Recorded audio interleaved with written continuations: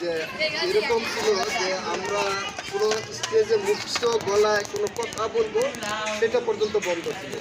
আমি সুন্নত স্কুলের সদস্য হিসাবে আমি বঙ্গবন্ধুর শব্দটা ইউজ করে আমি বলছি যে যারা আওয়ামী লীগ করেন আপনারা বঙ্গবন্ধুর নামে যতবার তসবি করেন এই বঙ্গবন্ধুকে আপনারা মনে হয় বুড়িগঙ্গায় ফেলে দেবেন, কিন্তু নিজের পিতার নামেই করেন না। সেটা নিয়ে আমাকে হুমকি দামকে অনেক যিনি অল্প সময় রাষ্ট্র পরিচালনা করেছেন সেই অল্প সময়ের রাষ্ট্র পরিচালনার কারণে পর ওনাকে যখন বিশ্বাসঘাতকরা শহীদ করেছেন ওনার জানাজায় সারা বাংলাদেশ থেকে দলের মতো মানুষ যোগদান করার জন্য আপ্রাণ চেষ্টা করেছেন।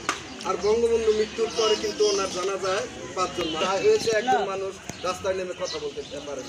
তা কী দল ওনাদের আর কী দল বিএনপি সেটা আপনাদের কিন্তু স্মরণ রাখতে হবে যে যে দল সার্বক্ষণিক জাতির জন্য চিন্তা করে, যে দল নিজের জন্য কোনো চিন্তা করে না, সেই দলকে সামনে রেখে আমরা আমাদের ভবিষ্যৎ বাংলাদেশ যেটা আমরা ভারতের আকাঙ্ক্ষী থেকে এখনো পর্যন্ত আজকে সম্পূর্ণরূপে সুস্থ করে আমাদের মধ্যে ফিরিয়ে দেন।